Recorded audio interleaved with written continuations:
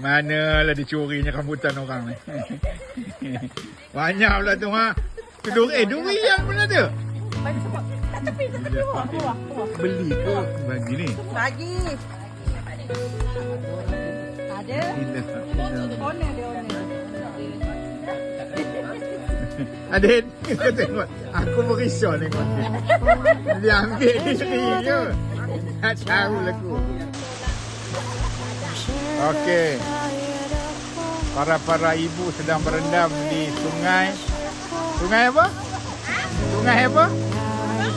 Sungai apa? Kampung Leneh ya? Okey tu.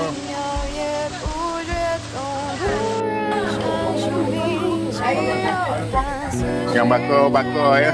Oh, memang tempat ni cantik lah. Tepi anu aja ya, sungainya, bagiknya.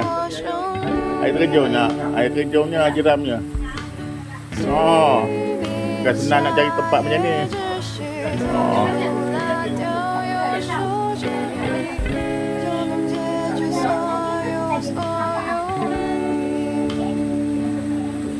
Riverstone Chalet ini betul-betul di sebelah anak sungai.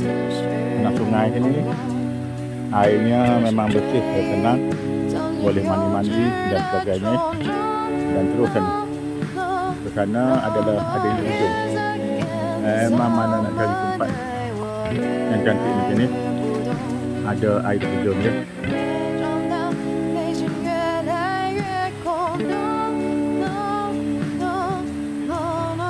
Chalet dia klasik dengan dapur ya, kat dapur sini. Dapur, tempat makan, tempat bakar-bakar, dan sungainya tepi sahaja. Ini dia punya jeram ya, ataupun air terjun ya. Betul-betul di sebelah rumah ya. Kawan-kawan tengah mandi ya. Memang cantik,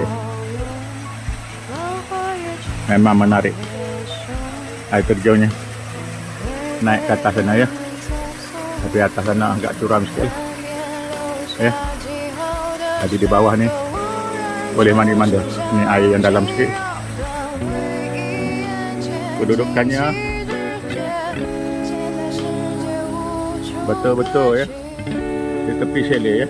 Tak jauh lah, ini chalet kita. Sebelah aja.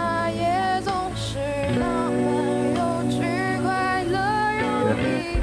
Itu dapur dia. Ini chalet dia. Memang betul-betul sebelah chalet. Riverstone Chalet ya. Kampung Laneh. Kampung Laneh, Labu Kubung. Lubuk Merebau.